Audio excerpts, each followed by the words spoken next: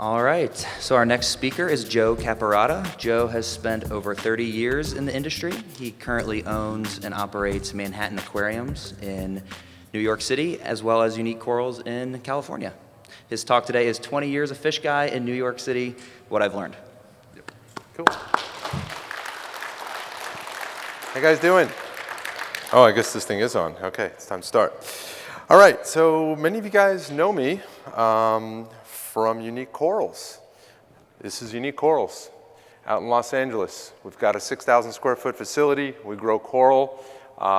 We work really hard at what we do. We import coral. We frag them. It's a wholesale, retail. You guys might know me from Triton. We brought Triton into the US. And more importantly, maybe from Manhattan Aquariums. It's where I got my start. So Manhattan Aquariums, a lot of people say, well, if you've got a great successful business in New York, then why'd you pack up and move to LA? Well, there was a reason. I grew up loving fish, loving coral. I thought that working in this industry, I'd be able to work with coral every day.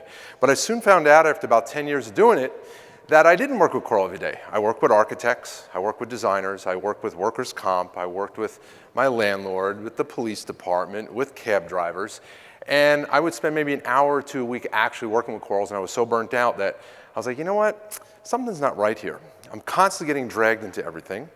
You know, when you're doing this for a living every day, this is one of my guys, we'd be dealing with the architects, the designers, and everyone, and I loved what I did, and we always had 3 or 4 or 5 projects going on, and it was great. But something would happen every time I went on vacation. All of a sudden, as soon as the plane would take off from JFK, my problems and all the phone calls would just get diverted to somebody else. And then I'd be away on vacation, and nobody would call me. Everybody would handle everything. All my employees would step up and rise to the occasion. And I actually had a clear head and peace of mind for once. And I knew that they had the potential to do it, but me being present, they just let me handle it. Maybe it's my nature. I realized that. Maybe I was micromanaging. Who knows? I know I had a good staff, but I would be 10 o'clock Friday night having dinner, phone would ring. There's a problem on the Upper West Side. I'd stop what I was doing. I'd go up there and take care of it. And you really have to do that as an entrepreneur building your business. But after a while, it starts to have an impact on your quality of life. I think I was smart enough to realize that there was an issue. So I had a solution for it. Every time I go away, the phones would be diverted. So I knew the answer was to get myself out of New York. Go to Los Angeles. Oh, that didn't work. Sorry, hit the wrong button. So I went to Los Angeles, and my dream was to build a facility where I could actually grow a coral. And as long as I'm busy doing my thing, I believed that my staff could take over running my business in New York. At the time, I had maybe 15 employees. We had 200, 230 aquarium accounts. We had installations going on. We had a full-time store. But again, I wanted to work with corals, and I was willing to roll the dice and take a chance. So I did that. I ordered a bunch of raceways. We got 6 of these bad boys at 2,000 gallons each. We set up the facility, put all the best lights. I used the money that I made in New York to finance this. And I also knew that the ability to grow corals back in 2011, 2012 would allow me to have an advantage to compete with everybody else in New York because I could supply inventory to my staff in New York, my store in New York, and my customers in New York. So I'm not going to sit here and talk about Unique Corals because I don't have a lot of time, even though I'd love to. So let's talk about how it all started. 4 years old, on the beaches at Cape Cod. My grandfather was a full-time fisherman. I loved the ocean. There was something about it. My grandfather loved it. We shared the same name. He'd look at his tide chart. He always had a tide chart in his flannel shirt, like always. And he would pull it out at dinner and he'd be like, all right, it's 6 a.m. That's going to be high tide. We got to get out at 5:30 before the sun would come up. I go to bed. I couldn't even sleep at night. We'd get on the boat and we'd go out. The sun would be coming up and we'd be having lures that he would make and we were just catching fish. It was magical. So I fell in love with it. When I was 13, I got my first job at a fish store. The boss, I was going in to buy fish, and this guy Perry was like, you know what? You know so much about this. Why don't you work here? I'll pay you $3 an hour. Clean the tanks. It's like, all right. So that was me in the mid-'80s, cleaning tanks. I did that every day through high school. I didn't even think about servicing aquariums for people. I just wanted to be able to support my hobby at home. And it wound up happening that at the end of the week, I would usually owe him more money than I'd make because I'd be buying everything. Then a woman came into the store, and she said her husband just had a stroke, and he had a couple of tanks at home, and this was his pride and joy tank, and she would pay me $20 to go there and clean it. I said, well, it's like 6 times more than I'm making per hour at the shop. It'll probably take me an hour. So I used to ride my bike there, once a week and clean the tank. And that's how it started. I had my first saltwater tank. It was a 100-gallon tank. This is maybe 1986, 87. I learned a lot on this tank. I used to build my own filters. These were all fluorescent lights. This is my first reef tank. Again, 1989, 1990, undergravel filter, power heads. We didn't have anything more than regular fluorescent tubes. It was a Triton 03 bulb, power twist bulb. I'm sorry, Phillips 03 and a Triton power twist bulb. And we'd make our own fixtures. We'd put wet dries on our reef tanks. We were just kind of figuring it out as we would go. This is my bedroom. I drove my parents crazy. I would have leaks. There would be smells. There would be fish jumping out of the tank when my mom would vacuum. But they tolerated me, and I loved them and thanked them for it. And that system on the right there, that was my first real saltwater system that I would take fish out of to sell to my clients. I built the filtration myself. There was no YouTube. There was just books. I loved Julian Sprung's books. I would read as much as I could and read his reef notes and put my top fathom protein skimmer on the back. I've never seen any skimmate out of a top fathom, even though I used them for 5 years. If anyone has ever seen them produce skimmate, let me know. I'd love to know. Bio towers at a 4-inch PVC, drained down into the bottom tank, and actually worked really well. Then I upgraded to a 92 corner tank. Had a metal halide, 175-watt bulb. That was, again, my room. First dosing setup, ESV, using pressurized air to dispense a preset amount of liquid in those 2 little capsules into the system. Again, I didn't really know what I was doing. I was just following what I thought was the right way to do it. I would take any tank I could get my hands on and make it into a reef tank, even if it meant looking at the filter in part of the tank. So then I started getting accounts, and you know, when you're young and you need money, you don't turn down business. And I remember this tank, I had to get in it with a coat hanger to actually move stuff around and use a little like airline tubing to suck water out. So my point of this slide is to say, never turn down money. When you're 15 years old, 16 years old, never turn down money. And eventually you'll be able to pick and choose your stuff. I started getting more and more accounts, working in fish stores all through high school and through college. I was doing ponds, and I was doing everything. I remember one day, this client walked into our store, and he seemed very well dressed, very well, you know, like a distinguished guy, and he started asking me about saltwater fish for his office tank. And it turned out he lived in Manhattan, and he wanted to pay me $125 to go and clean his tank twice a month. And my jaw hit the floor. I had never been offered $125 to clean a tank. So of course I jumped at it, and I knew at this point that even though everybody I knew said you can't make a living cleaning fish tanks, that it was simply a numbers game. If I had one person that would pay me $125 to clean that fish tank, I could get 2. I could get 3, I could get 4, I could do 5 a day, I could make $600, $700 a day. That's not even including when I could sell them. I was like giddy inside that I knew something that nobody else knew. So I said, all right, everybody shut up, I'm gonna do my thing. But unfortunately, you have to learn along the way. And I would take corals out of a tank and bleach them in an office, and everybody would have to leave the office because I atomized a half a gallon of bleach. I remember another time taking the protein skimmer out of a filtration system, and the protein skimmer was right under an air handler, and the restaurant was packed, and that skimmate got sucked right into the AC, and people just came running downstairs like, what did you do? Did you let off a smoke bomb? And I'm like, no, I just cleaned the protein skimmer. Everybody had to leave the restaurant. So a lot of things happened. This one in particular was really stressful, and I actually get anxiety looking at it. I had a guy wanted me to put a pond in his yard. I knew nothing about ponds, but I said yes. So I went to Home Depot and I bought a preformed pond, and I got my shovel and I dug the hole in the ground, and I'm hitting this hard plastic lines and stuff, and I don't know what that's for. So put the pond in the ground, filled it up with water. 3 days later, he calls me up and he says, I have a sinkhole in my front yard. You killed my sprinkler system. My 1-inch main feed had been dumping into my ground for 3 days. And I got fired, and I learned never to do ponds again. But they weren't all bad. You know, you learn as you go. You take it on the chin. This is a 92-gallon tank. This was kind of a classic tank that I would service in New York City. 100 gallons, 125 gallons, service every 2 weeks. Again, being true to that numbers game, I knew it was you just need more accounts. Filters, everything was expensive, and I did the math, and I said, well, if I make my own filters, then I could charge what they would buy in the stores. I could probably even charge a little bit more. So I used to make my own wet dry filters, and I had like 30 of these, no, maybe not 30, 20 of these things out there. Probably took me 10 hours to make them, but I could sell them for $300-400 a piece. We used Hagen 802 power heads and hang on the back, you know, got a J-tube, suck the air out of it. Pond filters, I'd take 5-gallon buckets and fill them with biomedia and put those on the ponds. I do acrylic work. Didn't really know how to do acrylic work, but I did it, and somehow they didn't leak. This would go like behind a tank. You know, you had 6 inches between the wall and the tank. You put that behind there with a little bit of filter floss. Simplicity Plus Tenacore tanks with that little biofilter in the back. I'd make my own.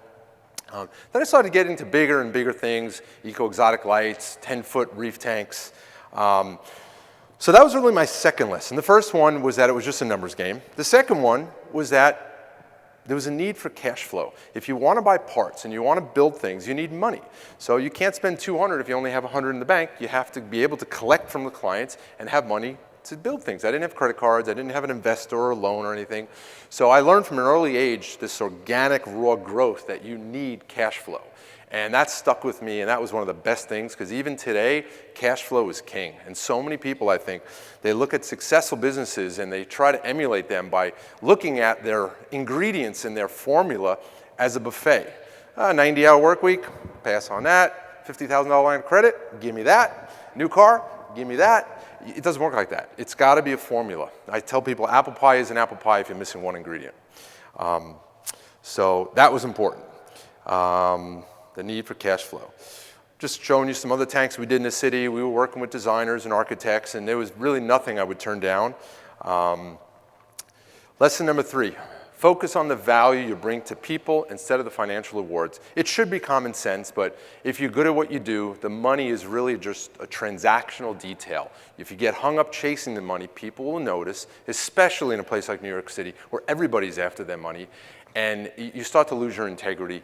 If you focus on what you do and you do it well, the money is going to come. Obviously, you have to respect the money and set your pricing structure correctly. But you also, when doing that, you have to realize that no two clients are the same. And if you're going to be a good business person, you have to identify the needs and expectations of every client, everybody you interact with. You have 2 people with 300-gallon tanks. You don't know if one person has a $20,000 a month budget and one person has a $200 unless you ask and find out what their expectations are. And we did that pretty well. And we would charge different amounts to different people for the same tank. And it wasn't sizing them up as you might think it is. It's about understanding their needs and giving them the value what they need. You could charge $500 to somebody to charge their 300-gallon tank and charge $200 for the same size as someone else, because you're going to be there in 5 minutes and drop what you're doing for the person that's paying more, and you're going to give them every attention to detail, respond to every text message, every email, because they're paying for it. You can't treat everybody the same. It's just not right. It doesn't make sense. We would do a really crazy job. This tank was 8 feet high. We didn't install this, but we did the maintenance. We would dive in this tank. I'm showing you guys a lot of maintenance pictures because I do believe that having a retail store and having a service company as the backbone of it really is important. In this day and age, you could buy, it's no secret, you could buy the dry goods online for arguably way less than you can in a retail store, and with very high rents and overhead and everything that's associated with retail, you have to figure out your angle, and service just works so well. So we did a lot of service. We did, this is a 4-foot tall tank, reef tank in somebody's home in Manhattan. This was a designer said they want to put a tank in someone's kitchen. Anytime you're working with architects and designers, they want something 6 feet tall, 12 inches narrow. You're like, no, not going to happen. You can't service it. They want to give you like a drawer for a filter, and like, nope, not going to happen. So you have to be willing to push back. Yeah. So we did a lot of this stuff. These are all installs that I personally did. I did the plumbing, I did the filtration. You have to measure twice, cut once. If you screw up, if you scratch it, you have to eat it. It's just the way it is. So it's a vicious learning curve, and you just got to go slow and make sure your staff is following your calls, your leads. This was the biggest one I did, and also a very valuable lesson. This is something that taught me to really not go out on a limb financially for your clients. There was a gentleman who wanted this 5,000-gallon tank. Living Color was brought on because it was a little bit beyond what I could do at the time. And they built this beautiful $350,000 tank, and we put sharks and lionfish. It's 22 feet long, 5 feet wide, 6 feet high, bullnose on the end. We had lionfish, black tips, all kinds of angels. And this guy was paying the bills. It was $3 grand a month, $4 grand a month. And then all of a sudden he stopped paying. And he had every excuse in the book, and I believed it. So I maxed out my credit cards, my line of credit, just to make this guy happy because he was the big whale. Then he said he had a huge party coming up and needed a bunch of fish. So again, I hit up my vendors and I said, guys, I can't pay right now, but I need some fish. I need this, I need that. Long story short, I was $24,000 extended to this guy, and I woke up in the morning and my friend called me and says, hey, I think your client is in the newspaper. I was like, okay. Open up the paper, sure enough, right there, fraudulent stockbroker arrested on bank fraud, this fraud, conspiracy, tax evasion, everything, and it's my client. So now I start shaking. I call him up, he's not answering. We just started doing text messages back then. Oh, you know what? Oh, it is there, okay. I got confused with my screen. Texted him, he finally calls me and he says, Joe, don't read it, I got a lawyer, it's all a big, I need you to come in and take care of the tank, just make sure they're fed and this and that, I'll work it out, I'll leave a check under the, I don't even remember where. He said he'll leave a check somewhere there. Sure enough, I go there, they wouldn't let me on the property. The bank had, they're working to possess the property, they wouldn't let any of the creditors in. I was a creditor, I was on a long list. Turns out I lost $24,000 on it. And somebody gave me the advice to call the New York Post, and I did that, and they gave me a full-page article, which I'm sorry, I don't have a picture of it, but it was a sad story, and the photographer made me go like this. And I got a lot of calls from it, so I actually got some business from it. So you can squeeze that lemon and make lemonade out of it. Lesson 4, figure out how to scale your business. This was something that I realized now I've got these accounts, and I'm working really hard, and I knew that I'm only as good as I could do with my 2 hands. I can only do so many jobs. So I realized that if I hire people and they start working for me, that they're gonna bond with my clients. And what's to stop them from taking my staff from taking the clients? Yeah, I could make them sign a non-compete and this and that, but you know what? It's messy, it doesn't usually hold up, and I don't like to hold that over someone. Relationships should come first, and that's the right way to run the business. So I realized that the commercial and corporate accounts would bond with the company, the way I ran the company. I would bring value to them, and I would be there when they needed, regardless of who I sent. Whereas residential accounts, on the other hand, would bond with the person for their personality. So I said, you know what? I'm going to start getting mostly corporate accounts, mostly commercial accounts. And I actually had a partner for the first couple of years. The picture's a little bit out of sequence. But in 2001, I decided to end it with my business partner. He was a good guy. Just we saw things different. He was a micromanager, didn't really want to have any employees. I don't even know if he does today, but it doesn't matter.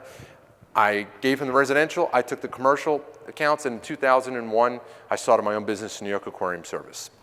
And 10 days later, we had the attacks on 9/11, and it was very traumatic. My parents said, are you sure you want to work in New York City? And I said, you know what?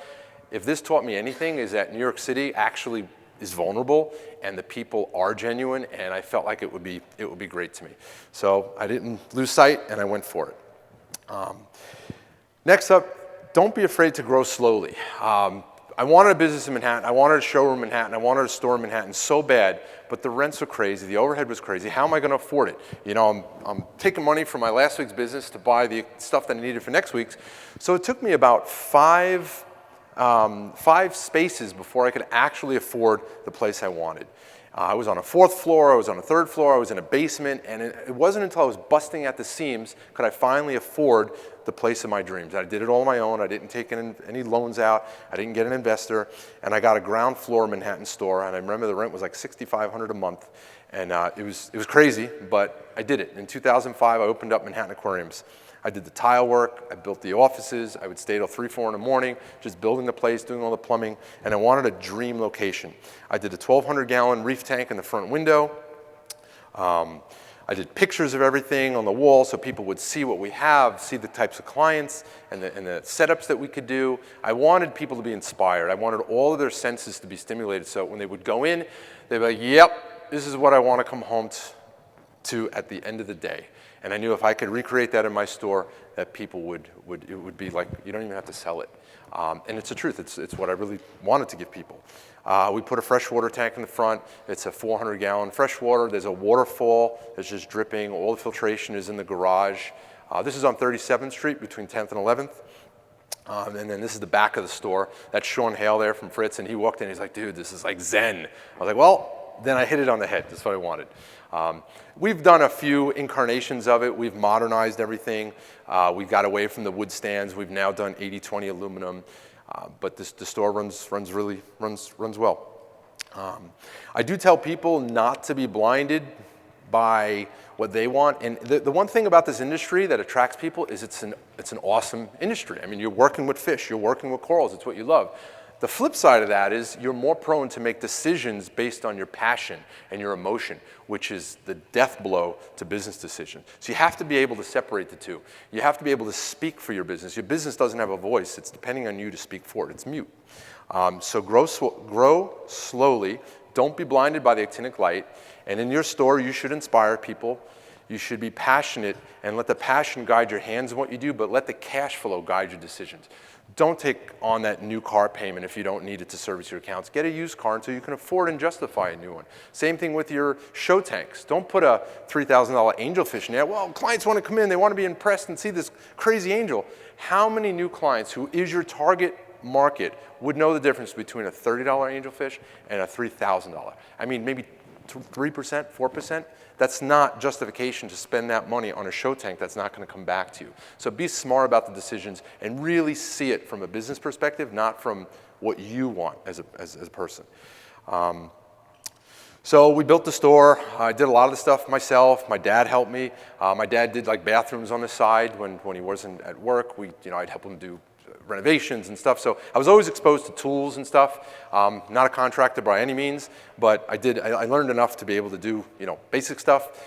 We did aquatic ecosystems, waterproof paint on all like the bagging counters. That stuff works really great. We still have it in Unique Corals like 7 years later. It's still waterproof. You could build the whole thing out of wood, put like 5 coats of that aquatic ecosystem paint, and it's a rubber finish, and it works great. Built all the systems. I know this picture's a little crooked, but that's all right. Built it all out of wood, made it all real strong, wood on wood, not wood on nails, common sense, one-on-one contracting stuff.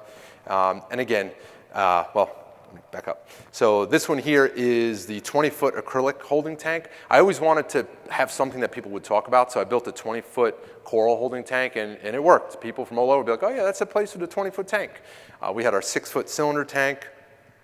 That tank was lit by 250-watt Ushios, metal halides, and we would actually sell corals out of there. I noticed that when you have a show tank and you put corals in it, people will spend more money for the piece out of the tank where they're not for sale than they would in a show tank, in the regular tank. So we just put all of our coral in the show tank, say it's not for sale, and I mean, that's kind of what we did. But truthfully, the corals had to look good, and if people want to buy it, they would buy it. We had glass tanks back there, and those worked really well, the Frag tanks. This was, yeah, that's another view, old saltwater. I do recommend, having small compartments for invertebrates so you can get them out quickly, and obviously they all fight and whatnot, so you really want to separate them. I don't want to go too much into this because I'm very limited on time and tell you like how to build a store. It's, you got to build a store to your liking. I'm just going to tell you what I did for me, and it worked in New York. Having frags, we were one of the first people to have frags like in 2005, 2006, we were cutting things up. People like, well, what are these things? I want the whole coral. Why would I want a little frag? But that's how it started. This was that planted tank with the waterfall that I showed you before. That's a close-up of it after with the water dripping. This tank was running for about 3 years before we changed it up, and we sold a lot of planted tanks just from inspiring people. And we would sell the plants out of that too. And again, you could charge more for something that's established and well-rooted. That's what people want. This is our current planted system. It's all 80/20 aluminum. It's lit by Kessel lights. The plants do real well. And in Manhattan, not a lot of people want to do saltwater. They just want a small planted tank. So you have to listen to your clientele as to what they want and make sure you're always relevant in today's, in the market. Give people what they want. If they see stuff online and they come in and ask you for it and you don't listen, that's you're going to ride into, you're going to be obsolete because you're not listening to them. So we're constantly changing and adapting and bringing in new stuff that people see. And oftentimes people find out what they want before my staff is even aware of it because the hobbyists are online at night seeing the latest and greatest things, and they come in and they tell my staff. Just more product shots. We try to keep everything neat and clean, kind of common sense. If the place is a mess, people are not going to want to buy there. It's just common sense. You should also always be looking for new horizons. 10% of your time and your resources should be identifying the newer products. In today's world, with everybody being able to buy online at the click of a button, you have to figure out your niche. What's going to give you the competitive advantage? If you can identify something and stay slightly ahead of the curve, people are going to come to you because you seem like you're in tune with with what's going on. That's worked real well for us. We were the first to bring Triton in, the first ICP test in the country, the first to sell chaetomorpha reactors, the Pax Bellums. We do the Stacos, the Pax Bellums. There's a lot of stuff. If you see where the things are shifting, you can go after it. And if you've got integrity and you treat people well, you can form a relationship, and that relationship is what you rely on. That's your lifeline. And you could work bigger margins and get creative, because you can't survive on just buying from a distributor, selling at the same prices as BRS or saltwateraquarium.com. You just can't, unless you've got a real strong service arm. But again, if you got a store, you got to make money in it. So with New Horizons, what I did, I saw that we had a growing e-commerce market for corals. In 2006, we started Unique Corals in the basement of Manhattan Aquariums. We got these 92-gallon troughs from Aquatic Ecosystem, and we would frag corals. We had metal halides on light movers. It was dingy, it was wet, it was moist, and people would be like, whoa, this place is awesome. All the walls are just crumbling stone onto the floor. It's a true, like, New York City speakeasy type basement, but people love it. This is our show tank when I was really maintaining it. The big coral on the top left came out of Joe Aiullo's tank. That was the biggest acro we put in there. That was all MarcoRocks. Everything did real well. We did 1,000 watt metal halides. We had 6 of them on there, and then a whole bunch of T5s. I had a sub panel put in. It was like 7,000 watts of light. I mean, it was just obscene. It was just ridiculous. Totally unnecessary today. You could do arguably the same results with LEDs. You know, you still need a lot of watts, but a lot less heat, a little bit less electricity. Anyway, that was the tank. So now I want to get to doing what it takes to survive. Back in 2006, 2007, everything was great. I was riding high. I just bought a piece of property for $1.2 million. I was going to build a new house on it, knock the house down. The business was going great, making money, and all of a sudden, the market crashed. And we lost 30% of our revenue in like 4 days, 5 days. Customers were calling us up, never charge my card again, drain the tank, I don't want any more fish. Can we go 2 months between services? I mean, we were just getting slaughtered. My business was in New York City, and New York City was just getting clobbered. So all of a sudden, I had no money coming in because people would just, the staff was just told to hold their checks. And I remember sitting in my car. I lived at my parents' house at the time while I was building the house. I had gotten out of my apartment to save some money. And I was taking the train in, and I went, and I didn't have any money on me, and I tried to use my credit card, and all my credit cards are maxed out, and I couldn't get to work. I was like, oh my God, I'm actually out of money. I can't get to work. What the heck am I going to do? I have a 45-minute train ride commute. I have to be there, and I don't even have any money. So I sat in the car, and I cried, and I said, we're going to do it. And I did it. I got in a train. I figured out how to do it. I got to the city, and I pulled my staff, and I told everybody, guys, I don't want to lose anyone. Oh, this is crazy. I'm crying. I don't want to lose anyone. We got to do this. We got to call everybody that owes us money. We got to not buy paper towels. If your hands are wet, dry them on your shirt. If you got to use the bathroom, 2 pieces of toilet paper. No, I'm just kidding about that. Seriously, you're not going to get reimbursed for anything. We got to just we had like 50, 60,000 out in the field. We just have to go get that money. Go to their house, ring their doorbell, call their phone, call their kids, whatever it takes, or we're going out of business. Because we're all going down together. And we did that. We called everybody up. We stopped servicing that day. We just sat on the phones like a bunch of people in a stockbroker's office. And we collected the money. And we did it. And we stopped spending. We sold everything we had before we bought new stuff. And somehow we pulled through. I had to do a short sale on my house, which is fine. Everybody was doing it at the time. Regrouped. And I said, I am never going to go to that place again. Ever. And we did it. We pulled through, and we worked hard, and we persevered. You need the right people on your team in order to be able to do that. I learned that really soon on, who was with me and who wasn't. Hurricane Sandy hit in 2012, and being a little bit recovered from that market crash, all of a sudden all of our accounts lost power. And you know you can't run a fish tank without power. And so we had guys walking up 80 floors to take fish out of tanks in the dark with the service people, with flashlights. We had power in our office. I was on 33rd Street. I was on 37th Street, and at 42nd Street north, there was no power, and then there was spotty service around downtown. But somehow we had power in our office. So our guys and girls were going out, just begging the people in the buildings to get up into the buildings at any cost. I remember Tony Palmer walking down 100 flights with buckets of fish to bring them back to the store. It was crazy.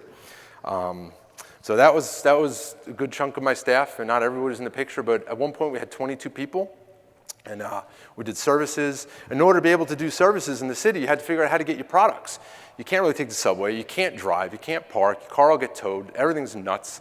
So we started sending drivers out to meet the guys ahead of time. So if we had a job at 11, the driver had to be there at 10:30 with the waters, and they'd meet on the sidewalk, give the guy the water, he'd go up to the service, he'd go do 2 more deliveries, come back, pick up the buckets, pick up the waters. I mean, it was a logistical nightmare, but we did it. I remember having to move a fish tank down 7th Avenue, and we ran late that day, so by the time we got this 200-gallon tank onto dollies, it was rush hour, and me and another guy pushing this tank 5 blocks north by Penn Station in rush hour with people just, what the hell is this guy? Excuse me. We're just moving a fish tank, but you have to do what you have to do.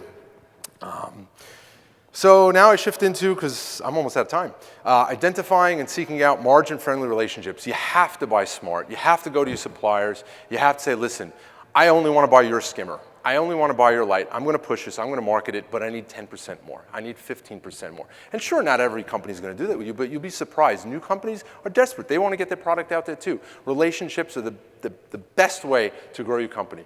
If you're just relying on opening up a stock price list in your local distributor, you're going to be no different than anyone else. You need an advantage. If you sell a lot of water, make your own water. Do what it takes. Buy the raw ingredients to make salt. Get a kick-ass RO system, make your own water, and charge what you'd charge for Nutri-C water. If you're selling krill or you're selling anything else, source out 55-gallon drums of it, box it up, charge what they would charge for regular retail, make 300% margin. You do what you have to do. Also, pay your bills promptly, but your vendors even better. Your vendors need to rely on you. You need to have a relationship. I always made it a priority to always pay my vendors. It's great if you have terms, but when you need them, they can look back and say, you know what, this guy always paid my bills. He never jerked me around. You'd be surprised when you have to rely on that. And you could put it back in their face if they ever, play around. Identify and knock down the barriers to purchasing. I find that with retail nowadays, everybody wants to shop online and they're afraid to go into a store and pay brick and mortar prices. So one way around that is to advertise we sell the same online as we do in our store. Even if you don't sell online and you have no infrastructure for it, just build a website, put your products on it, and say we have same prices in store or not. It just knocks those barriers down to purchase. I found that. Be a place of education. If you can latch on to one brand, like I latched on to Triton, and we made my store Triton, got my clients on it. I enjoy healthy margins on it. And when my customers come in and they want to pick up another brand, I would say, well, have you considered this? And I said, no, I haven't really. I've been using Red Sea and it works well. I said, well, let me tell you about Triton. And half of them you could probably convert. Obviously, don't sell stuff that doesn't work and you don't believe in, but you have to go after the things that you have high margins on. And one of the last things is to have integrity. I remember, your word is everything. I had James Gandolfini, Tony Soprano, during his final season come into my store and he wanted a bunch of fish. And I said, well, what kind of fish do you have? And he said, well, I don't know. A guy takes care of my tank. I said, well, I can't sell you fish if you don't know what you have. He's like, so you're not going to sell me fish? I said, well, no, I'd love to sell you fish, but I don't know if you have a yellow tang. I don't know if you have a purple tang. I can't sell you a purple tang if you already have one. He's like, so what do we do? I said, well, you have to call your guy and find out what you have. I couldn't get him on the phone. He's like, well, I guess I'm not buying anything. I said, okay. So he went home, and he called me up later that day, and he goes, I just fired my fish guy. Come over. I was like, okay. So I go over, and I'm sitting there with James Gandolfini, and he's larger than life because I was a Sopranos fan. And he's like, that's my 75-gallon tank. I want you to take over to maintenance. You see what fish is in it? Fill it up with fish, fill it up with coral. And that was the beginning of a really good relationship with him. I wound up having dinners with him, lunch. He wanted to invest in me. He wanted to be my business partner. He offered me a couple $100,000 to build the best store in New York City. And at the time, it was awesome. I would have loved to have been Jim's business partner, but I didn't know how to turn his money into more money. I truthfully didn't. I was doing everything right. I was advertising where I could. And I said, Jim, let me think about it and figure out how I can make you money, because obviously you're not doing this to not make money. And I don't know anybody that makes money in this business. So let me try to figure it out. And as soon as I can figure it out, I'll come back to you. And we remained friends. Unfortunately, I never felt the need to take his money. And I didn't really want to give up my business just because it was him. But I feel, your word is everything. And having integrity, you don't have to worry. You could sleep at night. And if you're good at what you do, you'll have more business than you know.